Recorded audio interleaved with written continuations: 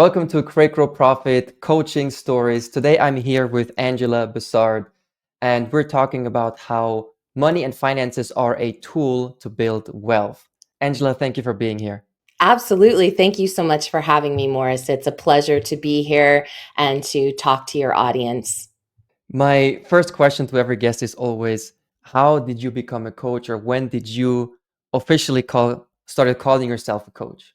That's a really good question. The way that I became a coach was actually years ago, and I didn't even know that I was a coach. So, when I first started in this business, I was 18 years old. And I'll tell you a little backstory about that. So I was emancipated when I was 16. And if for those of you that don't know what that means, is that means that I became sort of an adult, meaning that I could get a job, I could rent an apartment, I could buy a car, things of that nature, because in the US, until you're 18, you're not considered a pre-adult to be able to do those types of things, specifically work. So I worked in the banking world. I actually had three jobs. I worked in the banking world. I worked as a pie maker, or at a restaurant, and I also answered phones at a car dealership. But my main job was at a bank. I started off as a receptionist, and I quickly moved up the ladder to an underwriter. And when I became an underwriter, I was at a savings and loan. And back in those days, believe it or not, for those of you that are in the US, interest rates on mortgages were 19%. That was the interest rate to buy a home. And so when people say, oh, interest rates are so high right now, I'm like, ah. Back in the day, they were really, really high. So we're still at ultra low interest rates. But the point to what I'm trying to say is that I became an underwriter, and I quickly started to recognize how the bank would penalize people that had bad credit and did not really handle their finances in the best way. So we were a savings and loan and sort of a subprime lender. So our interest rates were a little bit higher than some of the other banks. So I would help all of the clients get from our D program into our B program. And so I was helping clients really fix their situation so that they could save money. Well, unfortunately, or fortunately, I should say, my boss called me in about probably about 11 months after being in that position. He sat me down and he said, Angela, unfortunately, we're going to have to let you go. And I was like, why? Why are you letting me go? I just so you know, in the company there were over 5,000 employees, and about probably about 1,500 of those were all underwriters. I was number 3 in the company. Number 3, and they were letting me go. So the reason they were letting me go is because I was costing the company so much money by helping people get from that D program into the B program. So that was the problem. Yeah. But I will never forget what my boss told me. And he said to me, he said, Angela, I don't know what it is about you, but you have this resilient spirit. And I know whatever you do, you'll make it. Now, of course, being a 17-year-old girl on your own and losing your main source of income, that I was happy that he said that, but I was also very afraid and didn't know what I was going to do with that situation. However, I had an idea, and that was to continue helping the people with their credit wellness and their money wellness. And so that's when I decided to start my company all of those years ago. So it really turned into this thing where I just have a heart for people and their situation. I feel like a lot of people around the globe don't have an understanding about how money works. And you could even grow up in a family where someone is, very financially successful, but that parent doesn't really sit down and teach you and explain to you. They just give you They give you the money. Side story, it's kind of funny. My son, who I have three boys, by the way, and my son, he's 27, he has a girlfriend, and they live together in San Diego, California. And we were there this last weekend for Mother's Day, and his girlfriend said to me, "Boy, oh boy, I wish you would have taught him how to clean." And I'm thinking to myself, because I always, took care of my kids, and we've, always I've always been a clean freak, but we've had a housekeeper that comes, twice a month. And so, yeah, that part my kids never learned. But it's kind of like that thing where I thought about it and I was like, wow, I really taught them about money and finances and life application. But there are some things that I didn't teach them, which obviously cleaning was not one of them, or cooking. So they're going to have to learn that on their own. But back to what I was saying, as far as, basically what I was able to do when I was let go from that position, is I really feel like a lot of people, unfortunately, will take that type of situation and feel powerless. But that actually gave me power to create something that I'm still doing to this day. Now, I didn't know that I was a coach all of those years ago. And I didn't know that my life circumstances and the things that I was growing through, I don't say going through, growing through, would help me to understand and to help other people in their lives and their predicaments and their situations be able to heal from certain things that they go through in life, whether it's business, whether it's finance, whether anything that's going on as it pertains to money.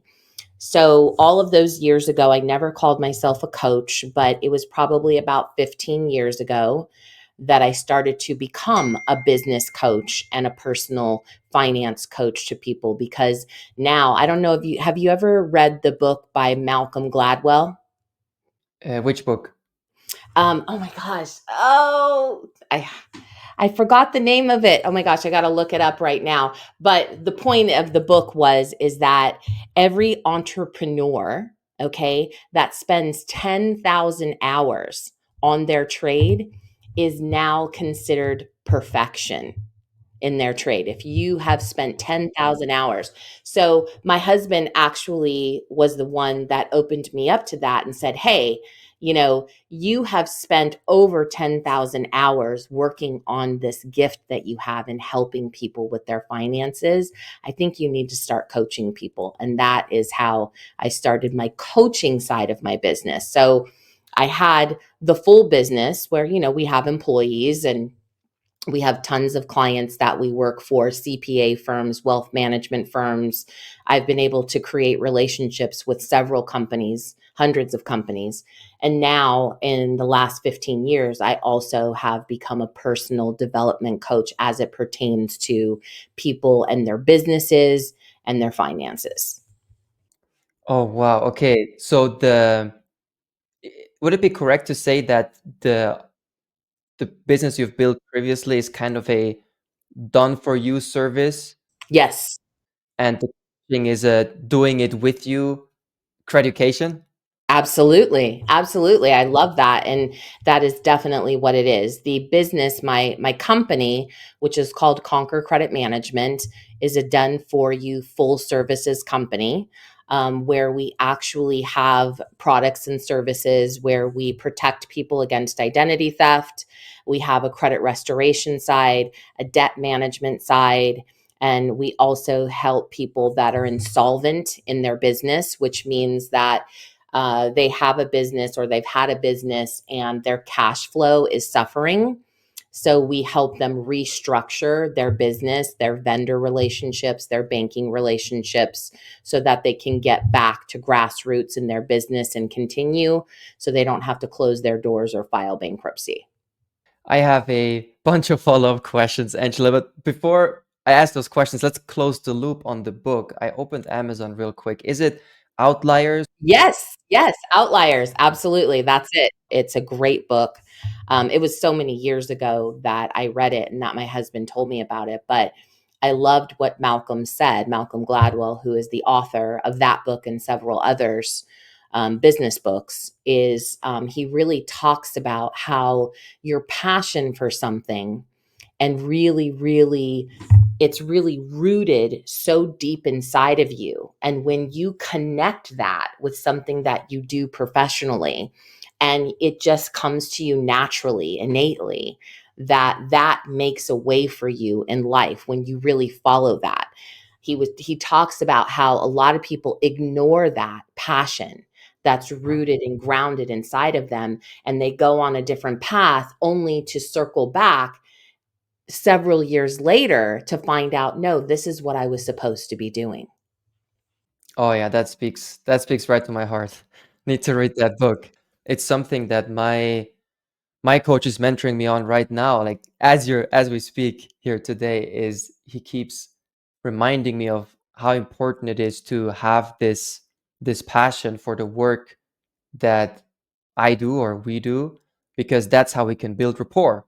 And without rapport, you don't do much selling without rapport. It's at least not as a coach, right, who works with people um, very closely.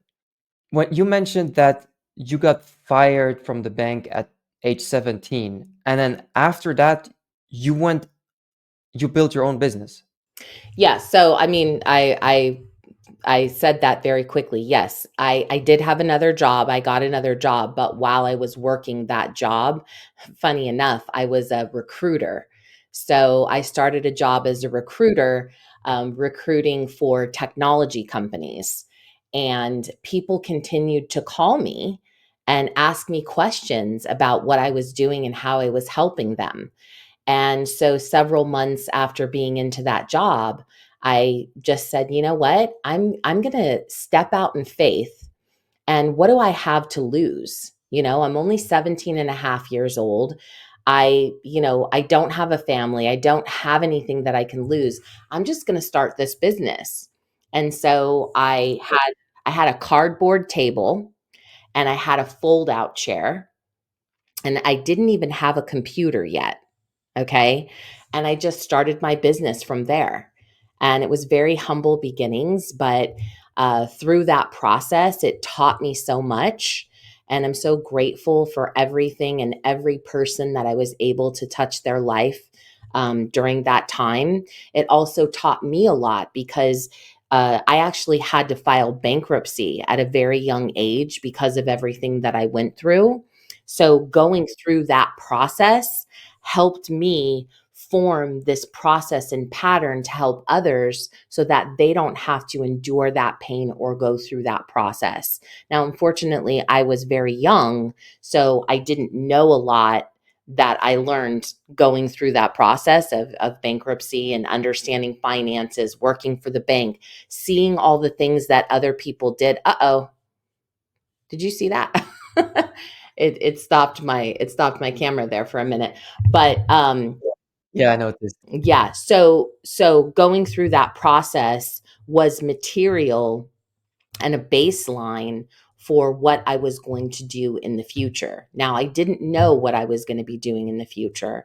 One of the greatest books that I have ever read in my life talks about having trust and having blind faith and not, being so caught up on having a plan. Now, I'm not saying not to have a plan because I'm a big believer.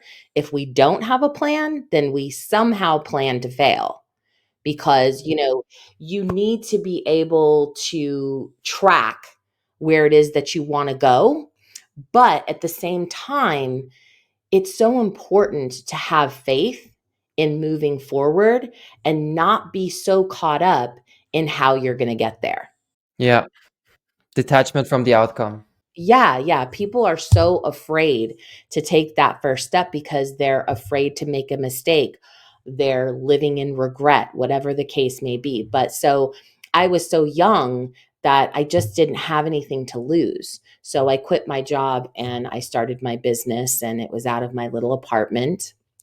And then I met my husband, and that's a whole nother story. But You have so many stories. Yeah, I do. I do. But that's really how I started my business, was being let go from a big bank, working in another company and having the realization that what I was doing was actually my life's calling. My life's calling was to help people, and to help people understand that their credit, their money is an investment tool to build wealth. What do you think made it possible for you to, successfully launch your business at such a young age? Well, I don't know if it's proper to say this or not on your podcast, but it's just my truth. I really believe that it was God. He was really taking care of me, and he gave me all of the thoughts and the passion and the will to be able to take those steps forward and move in faith. I really do believe that. I didn't really connect my faith until very later in life. But back at that time, I really do believe that, because of how I grew up and what happened to me and the reason it led me to leave home and be on my own, I really feel like I had a really big ear to listen to what my heart and my spirit was saying. And I would just follow that. So first of all, it absolutely is appropriate to say that, and thank you for sharing it too, Angela. Yes. Would you say that you had any special like marketing skills or sales skills that helped you get started with your first few clients? What did you, wh- how did you act on your like intuition? Let's say like that. When I was young, my mother had me in acting classes. I actually was in speech classes. I would win speech competitions all the time, at when I went to school. And I did theater and I sang. So I was always out in front, and I was a very precocious child. Like, I always wanted to know what was going on. Like, if I saw something over there, I'd be like, what is that? I was very inquisitive. I always wanted to know what was going on. I actually would read encyclopedias, and I just was very curious, a very, very curious person. And I still am to this day. And so I believe, because of that, being an extrovert the way that I was, I just really believe that nothing was impossible for me. Like, there was nothing that could stop me from wanting to go after my dreams, that I didn't really know were my dreams at that time. But I just was never, ever afraid of anything. I really wasn't. I just I would step out in faith. And that's why I really believe it was the God inside of me that really would take those steps. So when someone would say, "Oh, can you do that?" I would never say, "Well, I'm not really sure." I would say, "Yeah, of course I can do that." So I was never afraid to really do anything. So when that came to mind, and when I took that other job and people kept calling me, I just said to myself, "You know what? I need to do this for a living." And so I just did. I had no plan. So even though I just said that if you don't have a plan, you plan to fail, right? Well, in some instances, there is no plan and you just move forward. And then in moving forward, you start to create the plan, or the plan becomes alive. And that's what happened in my life. So I use that term that I grew into the person that I am, because I was rooted and grounded in listening and learning and becoming who I am today. And what is it that you do today in your coaching? Which types of people do you work with and how do you coach them? So I have two different types of people that I coach. So I coach individuals who have what I call financial trauma. Okay. So there are a lot of people that I call are serial spenders. I'll give you an example. I have a client that is very wealthy. He makes probably about $12 million a year, but he spends about $12,300,000 a year. And I'm just giving you that for wow factor. Unfortunately, because of what happened to him in his upbringing, he has had no regard for his spending habits.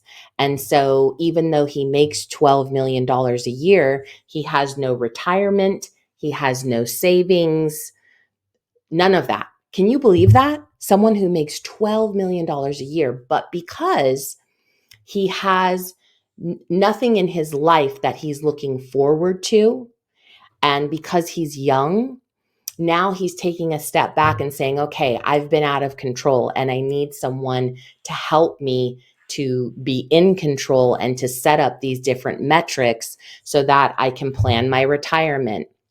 I can grow my business and I can stop spending money frivolously. And a lot of the times it's something that is inside of them that they're operating in fear, and they're just loosey goosey. And they really just need someone to guide them and help them with their thought process and creating that plan of action so that they can be successful in their financial life. So that's the extreme, right? So that is an individual. And I gave you that example of someone who's very wealthy, but wealthy in the sense of they make a lot of money, but they're not wealthy because they're not maintaining it the right way. They're not taking care of it the right way. It's kind of like the farmer, right? So you can have a farm and you can have crops, but if you don't take care of them with the seeds that you've planted, then you're not going to have the vegetation or the fruit that you need so that you can go out and sell it and give it to people, which is a part of your business of being a farmer, right? So same thing. So those are individuals. The other people that I coach are business owners. So, what happens to either a lot of entrepreneurs or business owners, people that buy other people's business, is that unfortunately, in the instance where someone's buying someone else's business, even though they may have done their due diligence, they didn't do it properly. And so they buy a business that unfortunately is failing in certain areas. And so, what I'm able to do is take a whole outlook on what's going on with their business and start from grassroots and rebuild things, rebuild vendor relationships, rebuild banking relationships, and help them to be more profitable in their business. Then I also, from the business owner side, coach people that, uh, let's just say, that they're dictators and they have a hard time keeping employees, and I help them with their leadership, because it's very important that when you are leading people that you know how to follow as well. You cannot lead people if you are not first a follower. And I am a true believer that even in leadership, you have to have a mentor, no matter how high you raise in life. Okay. President of the United States has a mentor, has someone that they're talking to, has someone that's coaching them, right? Probably several. Yes, of course. And it doesn't matter how high you get in life, you need to have someone that helps you with that leadership development, someone that you can talk to and keep you grounded so that you can inspire the people that you work with. You can, and that in turn helps to grow your business, because when you have healthy and happy employees, that is what grows your business. If you have employees that are unhappy, you're going to have a swinging door, and that creates chaos in a business, and it's very costly.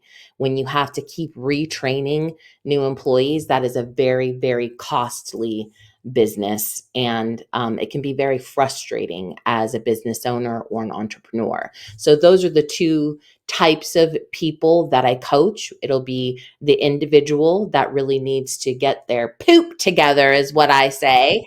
and then, and then, there is the entrepreneur or the business owner, and really having an understanding of what it is that they're struggling with in their business, and coaching them to perfection. Now, the reason that I'm qualified to do that is because I have been running a successful business for all of these years.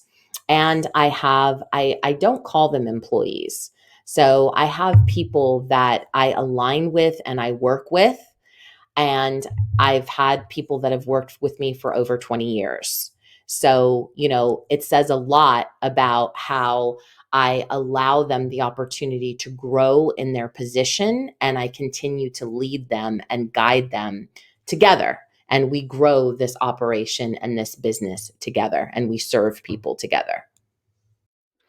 Yeah, 20 years of partnerships with employees, that really speaks to your leadership skills and also the business you've built.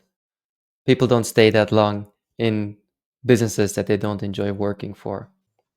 Yeah, well, I think also because we get to help people, Morris, we're in a place where a lot of clients that come to us are in a very vulnerable position. And I really believe that when I vet people to come and work for Conquer Credit Management, I really give them the who, what, why, and where of what they're getting into. And I really believe in hiring people that have a heart, because we're going to be dealing with frustrated people. We're going to be dealing with people that, have some really tough things going on in life. I was just talking to a client yesterday who has brain cancer. And he has it's called a blastoma, I believe.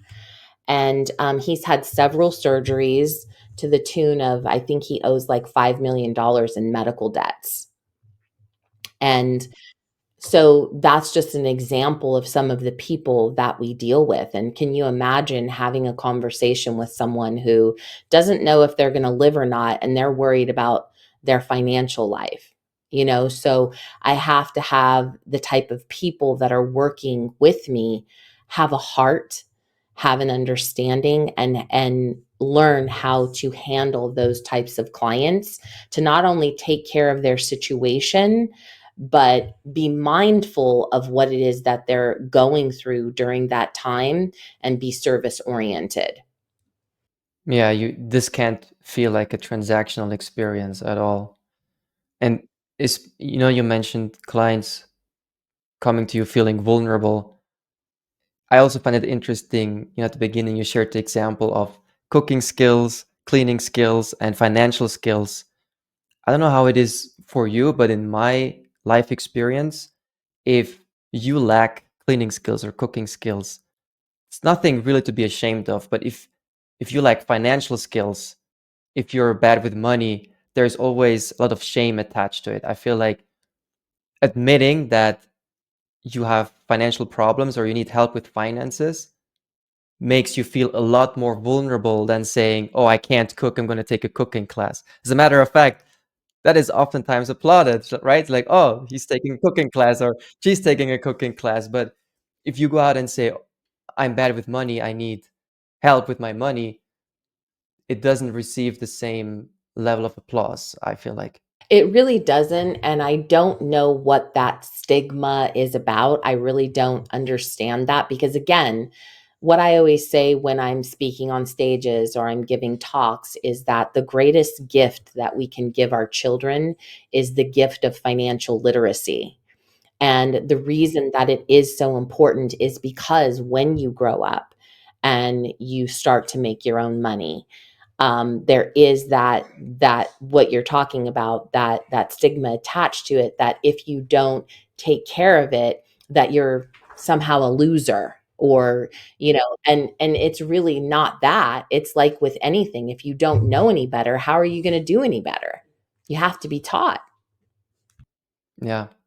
Yeah, and the fact that it's kind of a difficult struggle to admit, it only makes it worse. Only makes more people who are struggling struggle even more. Yes, 100%. Yeah.